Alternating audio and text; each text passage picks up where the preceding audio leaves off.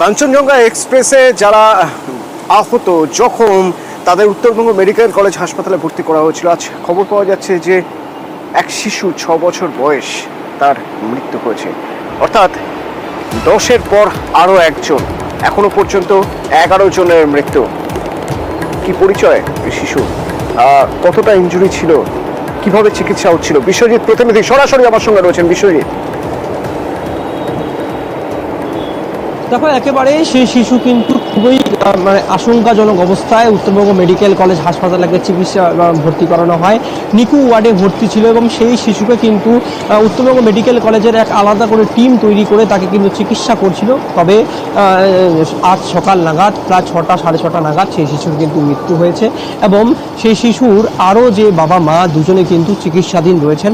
মূলত এখন পর্যন্ত প্রায় 35 জন একটি ওয়ার্ড করে উত্তরবঙ্গ মেডিকেল কলেজ কর্তৃপক্ষ কিন্তু চিকিৎসাধীন করছে। এই শিশু গতকাল রাত থেকেই কিন্তু তার অবস্থা আশঙ্কাজনক হয় এবং মেডিকেল কলেজের যে বিশেষজ্ঞ চিকিৎসকরা তারাও কিন্তু চিকিৎসা করছিলেন। তবে আশার হাল কোনোভাবে ছাড়ে দেয়নি। তবে আজ সকালেই কিন্তু শিশুর মৃত্যু হয়। কিছুটা হলেও এই পরিবার কিন্তু আশাহত হয়েছে। পরিবারের কাকা তিনি এসেছিলেন, তিনি কিন্তু চোখে মুখে তার যে কান্নার ছাপ কিন্তু আমরা দেখতে পেরেছি। পাশাপাশি তোমাকে বলে রাখি, সকালে কিন্তু দুজন আজ ডিসচার্জ হয়ে বাড়ি ফিরেছেন, একজন মালদার এবং অন্যজন কিন্তু ফিরেছেন। পাশাপাশি তোমাকে আরও জানিয়ে রাখি যে 35 জনের চিকিৎসা হচ্ছে, তাতে কিন্তু আলাদা করে চিকিৎসা করছেন, আলাদা একটি বোর্ড তৈরি করে চিকিৎসা করছেন চিকিৎসক মহল। অন্যদিকে বিভিন্ন যারা ভর্তি রয়েছেন তাদের পরিবারও কিন্তু আসতে শুরু করেছে মেডিকেল কলেজে এবং মেডিকেল কলেজ কর্তৃপক্ষ তারা কিন্তু যথেষ্ট তৎপরতার সাহায্যে চিকিৎসা করছে এবং বাকি যে 35 জন চিকিৎসারত অবস্থায় রয়েছেন তারাও কিন্তু সুস্থ রয়েছেন বলে মেডিকেল কলেজের ডিন তিনি জানান আমাদের।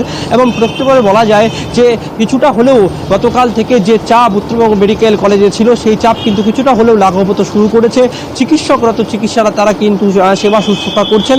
35 জনের চিকিৎসা চলছে। অন্যদিকে তোমাকে জানিয়ে রাখি, রেলের যে RPF এর টিম তারাও কিন্তু এখানে মেডিকেল ক্যাম্প করেছে। তারা মূলত যেসব আহত পরিবার পরিজনরা আসছে তাদের কিন্তু সহায়তা করা, আহতদের বিভিন্ন জায়গায় চিকিৎসার জন্য ব্যবস্থা, সেই ব্যবস্থা কিন্তু RPF এর তরফ থেকে করা হচ্ছে। মূলত একদিকে বলা যায়। ধন্যবাদ।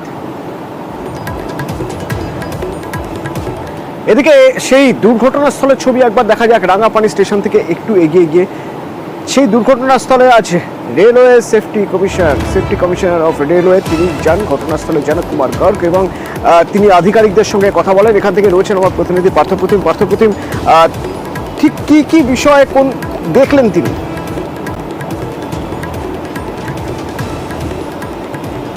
দেখো, তিনি কিছুক্ষণ আগে এখানে এসেছেন, যে দুর্ঘটনাস্থল সেটা তিনি পরিদর্শন করে এখন এই মুহূর্তে তিনি কিন্তু বৈঠক করছেন রেলের পদস্থ আধিকারিকদের সঙ্গে। কারণ এখানে জেনারেল ম্যানেজার, NFRL রয়েছেন, কাঠিয়ারের DRM রয়েছেন, তাদের সঙ্গে কথা বলছেন। এরপর তিনি NGP এরিয়া অফিস যাবেন এবং সেখানে গিয়েও তিনি কথা বলবেন যারা আহত এবং নিহতের পরিবার যারা তিনি কমপ্লেন করতে চায় তাদের সঙ্গে তিনি কথা বলবেন।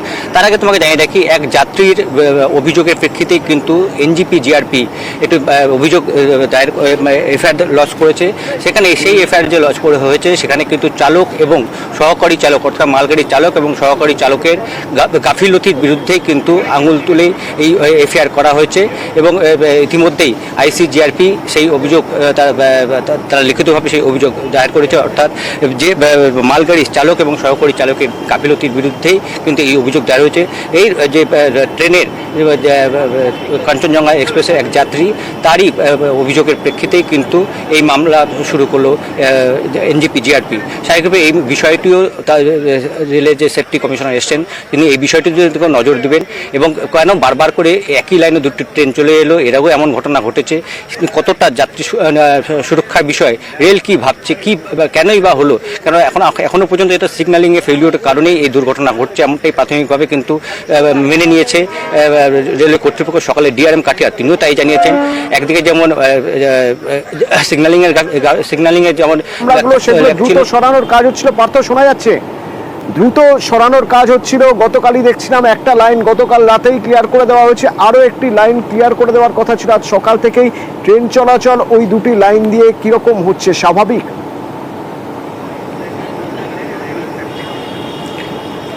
দেখো স্বাভাবিক অবস্থায় ফিরতে আরও কিছু সময় লাগবে। আপাতত যে ডাউন লাইন, যে দুর্ঘটনাগ্রস্ত ডাউন লাইন, সেখান থেকে একটি ট্রেন, অবতাসাম ট্রেন পাস করানো হয়েছে এই রাঙাপানি দিয়ে। আর আপ লাইনে আপাতত দুটি প্যাসেঞ্জার গাড়ি এবং বেশ কিছু মালগাড়ি কিন্তু পার করানো হয়েছে।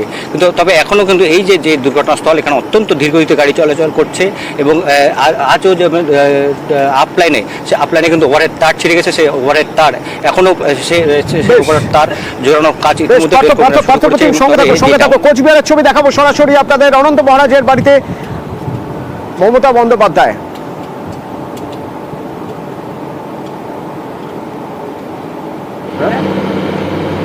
ভেতরে